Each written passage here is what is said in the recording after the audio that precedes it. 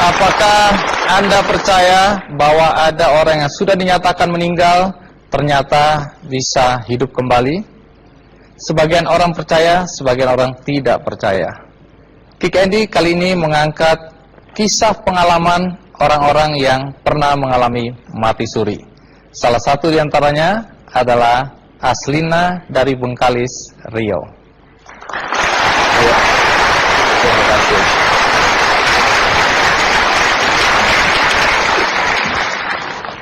Mbak Aslina, apa betul Anda pernah mati suri? Katanya begitu sih. Katanya begitu ya. Itu tahun berapa? 2006. Berarti 4 tahun yang lalu ya? Ya. Waktu itu umur Anda berapa? 24, enggak salah. Baik, bagaimana ceritanya sampai Aslina mati suri dan apa yang terjadi padanya? Sebelum saya lanjutkan, ikuti dulu kisahnya berikut ini.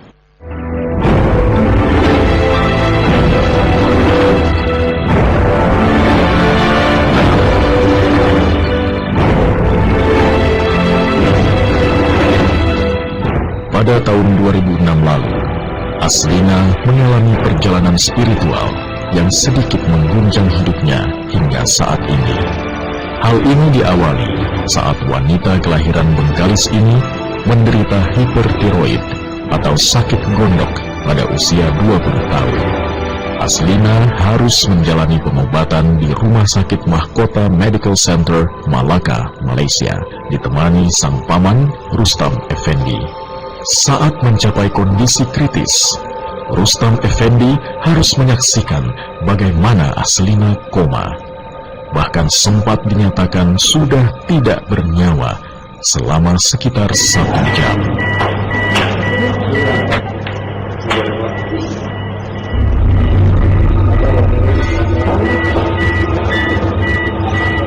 Hingga akhirnya, mesin deteksi jantung kembali bergerak, menandakan adanya denyut kehidupan pada raga Aslina. Dan pamannya pun bergegas memanggil bantuan untuk menyelamatkan Aslina. Akhirnya Aslina pun berhasil siuman kembali setelah 2 hari lamanya tak sadarkan diri. Staf Dinas Perindustrian dan Perdagangan Kabupaten Bengkalis, Riau ini berusaha mengambil hikmah dari sejumlah perjalanan spiritual yang diakuinya terpapar di depan matanya selama berada di atas 2 dunia. Aslina semakin beriman dan bersikap sabar serta menyerahkan diri pada Sang Maha Kuasa dalam menjalani kesempatan hidup kedua yang diberikan kepadanya. Saya rasa hikmah yang begitu besar yang Allah kasih sama saya. Hidayah yang paling besar, paling berharga dalam hidup saya. Pengalaman yang paling berharga dalam hidup saya. Terus kita tidak berjilbab kan? Sekarang berjilbab, alhamdulillah berjilbab. Terus banyak perubahan saya bang, banyak berubah total itu.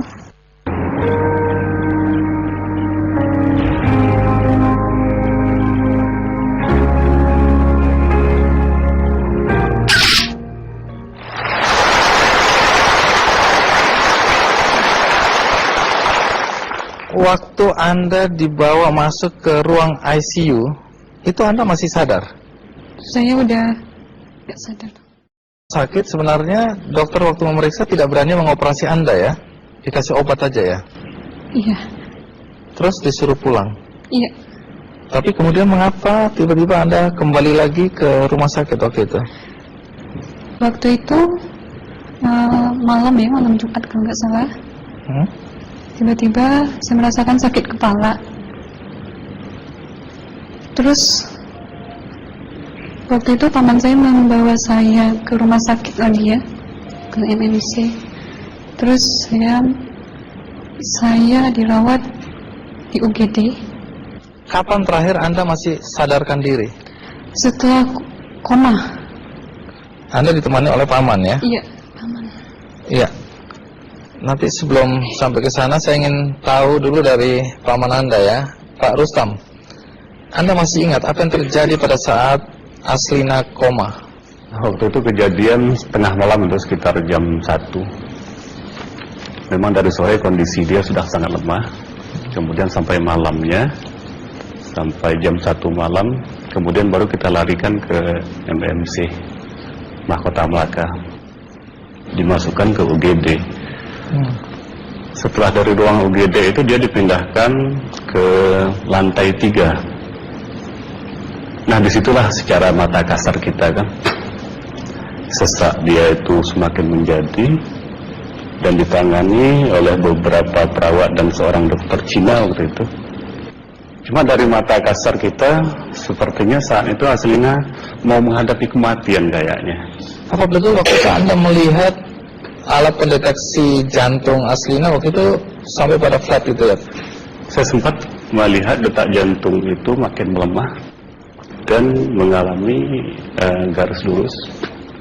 Saya tidak tahu apakah waktu itu penglihatan saya salah atau apa itu bukan halusinasi Anda aja, kan Anda dalam keadaan lelah, ngantuk. Iya, bisa terjadi hal itu. Tetapi saat itu kejadian saya melihat sepertinya Aslina ada mengalami sudah sebuah kematian gitu. Nah, apa reaksi Anda waktu merasa bahwa Aslina ini sudah tidak ada? Kalau reaksi saya tidak bisa diungkapkan saat itu ya. Bagaimana seorang keponakan yang perginya itu sehat, kok pulang besok kita harus membawa jenazah pulang gitu kan. Dalam pikiran kan gitu saat itu kan. Lalu apa yang Anda lakukan? Kita menelpon saudara-saudara yang ada di Bengkalis Riau, kemudian saudara yang ada di Kuala Lumpur, minta pendapat bagaimana caranya besok membawa jenazah Aslina ini. Memang saat itu belum ada perkataan atau pernyataan resmi dari dokter, belum. Bahwa Aslina sudah meninggal? Belum. Tapi Anda melihat karena denyut jantungnya itu sudah flat begitu ya? Kemudian saya sempat bertanya kepada suster saat itu, bahwa mengatakan Aslina dalam keadaan kosong. Apa betul alat-alat waktu itu sudah dilepas dari tubuh Aslina? Sudah dilepas. Nah, setelah Anda tahu Aslina tidak ada dan Anda menelpon, siapa yang menunggu di kamar ICU? Itu ada 2 orang perawat itu. Anda tanya ke dokter nggak? Apakah dia sudah meninggal atau belum? Saya belum tanya waktu itu.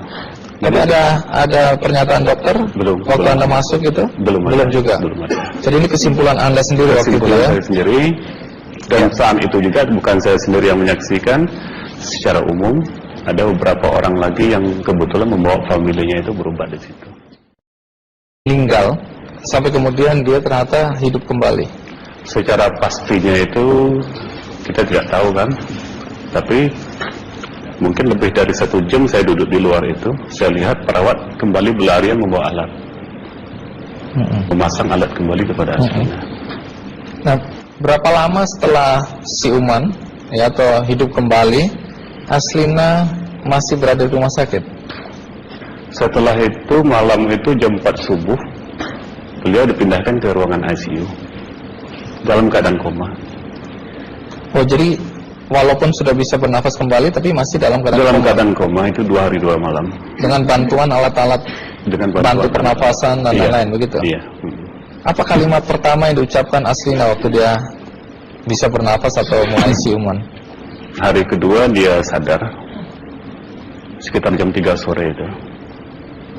Dia di ruangan ICU, kemudian ada perawat memanggil saya. Saya masuk, lihat dia sudah sadar. Kalimat pertama diucapkan, "Pak pulang, Iin takut," katanya. Itu kalimat pertama. Kemudian menangis. Kemudian hari yang keempat di ruangan ICU, dia sudah bisa bicara lepas. Dia sudah sadar total. Kalimat pertama diucapkan hari keempat itu, "Pak," katanya, "mati itu sakit, Pak ya." Mati itu sakit? Iya. Iya. Nanti kita lanjutkan. Menarik untuk mengikuti pengalaman Aslina pada saat dianggap sudah meninggal. Ikuti terus Kikendi.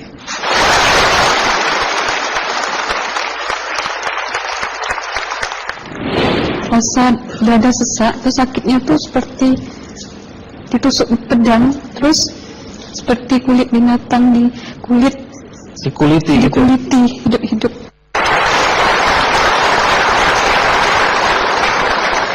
Terima kasih Anda masih bersama saya di acara Kikendi, dan saya akan melanjutkan pertanyaan mengenai pengalaman spiritual Aslina ketika dinyatakan mati suri.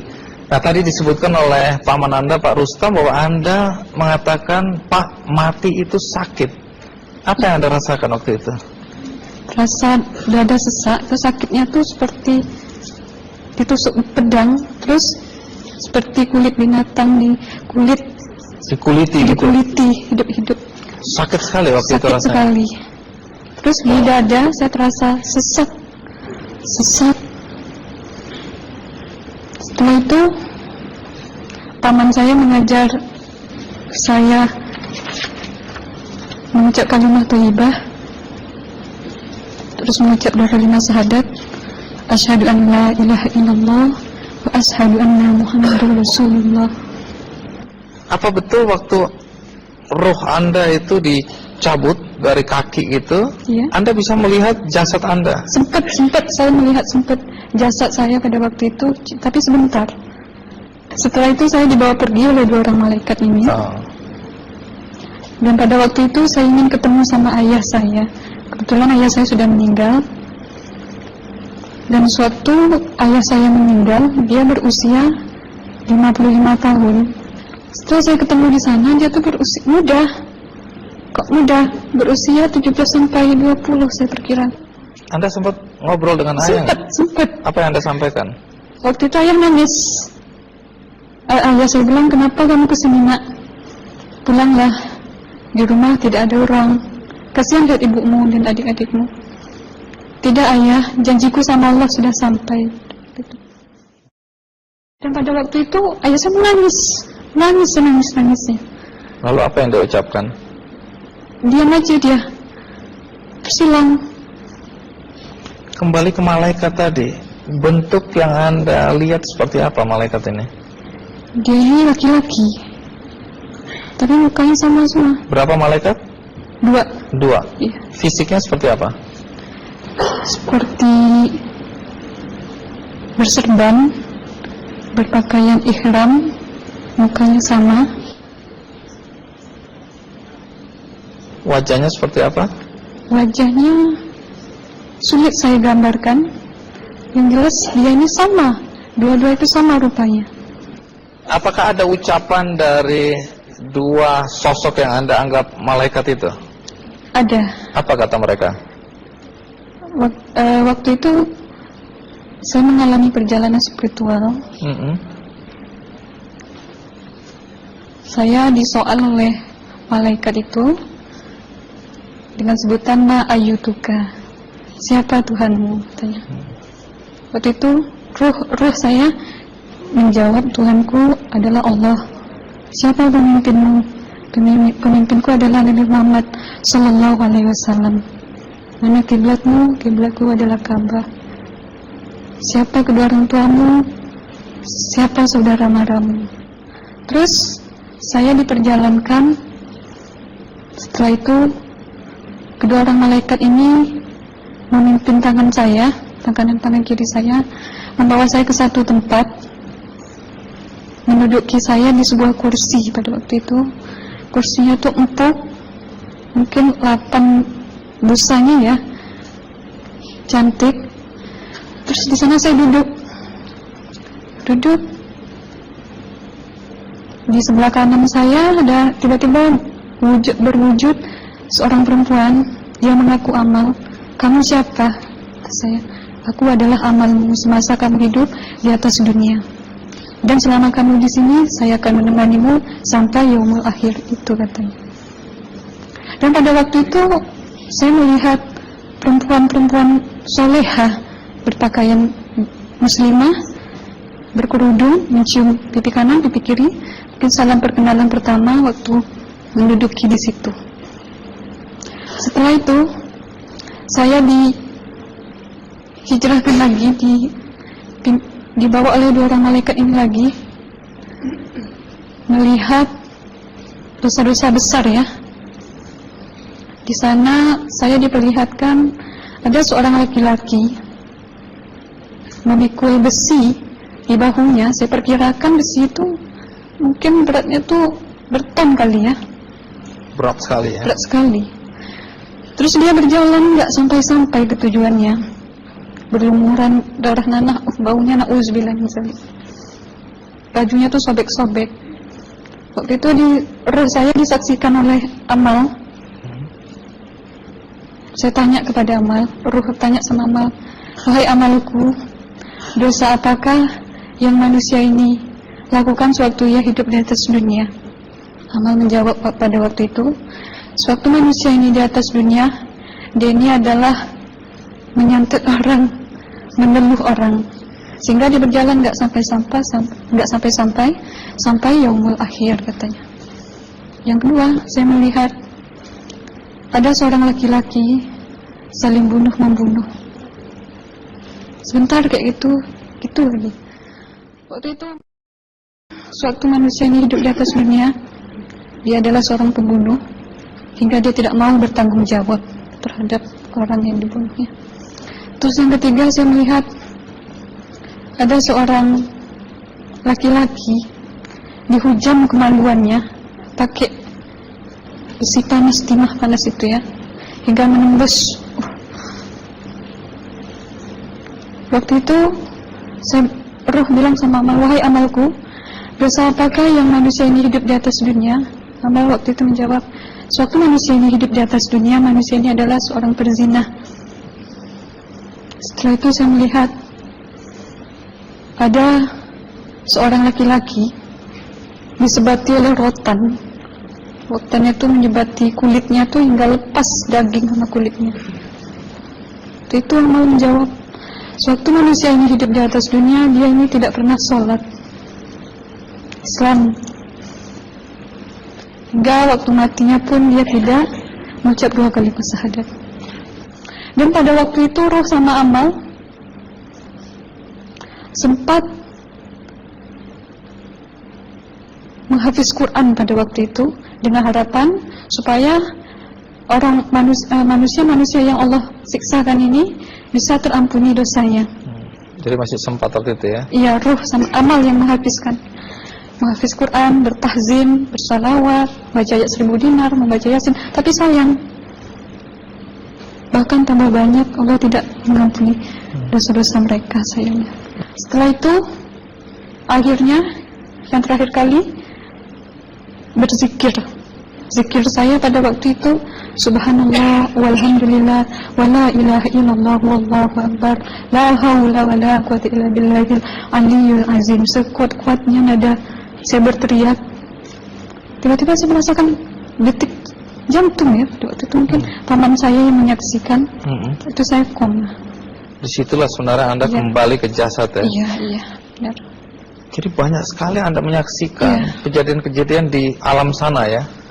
Nah, menarik karena waktu kami menghubungin Mbak Aslina, pada dasarnya Mbak Aslina keberatan menceritakan kembali kisahnya. Tapi kalau toh akhirnya Anda mau sampai di sini dan Anda sudah bercerita, apa harapan Anda pada orang-orang yang mendengarkan kisah ini? Ya, harapan saya pertama, ya lebih banyak mumpung menyambut puasa ya, lebih banyak mendekat diri aja sama Allah, perbanyakkan amalan soleh, perbanyakkan zikir, perbanyakkan sholawat, baca Quran, dan sebagainya. Itu harapan Anda ya? Iya. Baik, terima kasih Mbak Aslina ya, sudah datang dari Bengkalis untuk menceritakan kisah ini.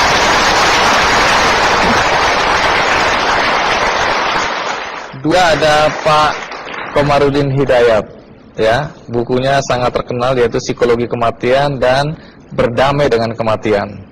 Ini menarik karena di buku pertama itu secara jelas Pak Komarudin mengatakan bahwa dia mewawancarai orang-orang yang pernah mati suri.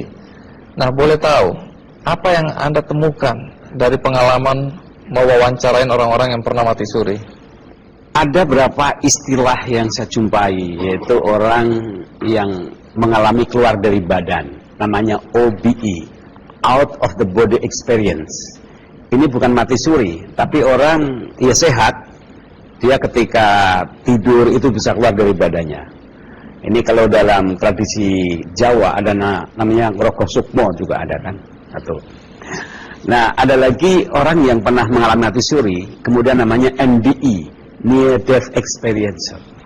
Pengalaman rohani itu, ini kan sebenarnya menjadi kepercayaan klasik semua bangsa dan agama percaya. Dan agama juga mengatakan bahwa dalam diri kita itu, kehidupan yang primer, itu kan kehidupan rohani, yang ada dalam jasmani.